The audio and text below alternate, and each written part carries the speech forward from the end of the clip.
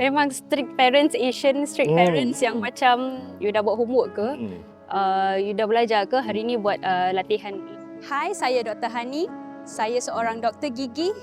Ini cerita kita. The one ask is macam to be a doctor, to be a dentist, we need to be actually academically well versed, kan? So dari segi you mentioned earlier sampai tahap tuition tak ada. I suppose I think so is because of the financial situation, kan?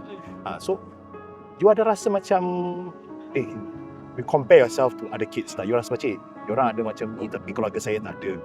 Do you ever felt that sort of feeling?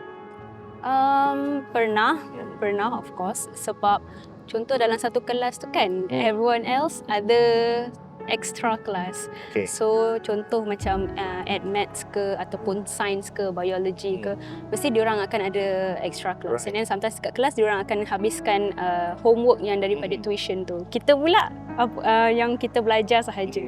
Tapi it didn't dampen my spirit ke apalah. Macam masing-masing ada rezeki diorang masing-masing. So masa tu yang fokus saya adalah untuk macam mana nak jadi yang terbaik dengan apa yang saya ada saja.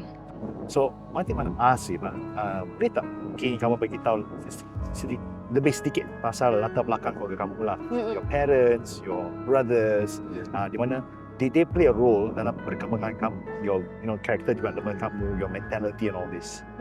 Okay. When it comes to parents kita orang memang dari kecil terapkan as in you kena belajar.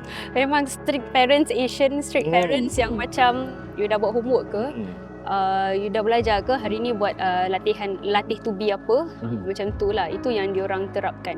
Kalau my father, he was a very hygienic person. So dia memang jenis pembersih. So that is part of discipline also lah. My mom pula, dia memang garang lah. When it comes to macam homework, latih to be tu, dia memang garang. So itu yang develop kita orang pun untuk macam every time ada exam kita jadi anxious dan kita nak buat betul-betul juga. Kalau dengan my brothers, kita orang memang rapat sebab beza pun setahun sahaja. Jadi all this phase kita orang tempuh sama-sama. So guys, terima kasih kerana nontonkan cerita kita episod yang kedua dan harap kita akan jumpa dalam episod seterusnya. Sementara tu, apa your take away daripada episod ni? Saya nak korang semua komen kat bawah, dan jika korang ada cerita yang memang korang nak kongsi dengan saya, boleh komen kat bawah ataupun boleh DM kita dekat media sosial.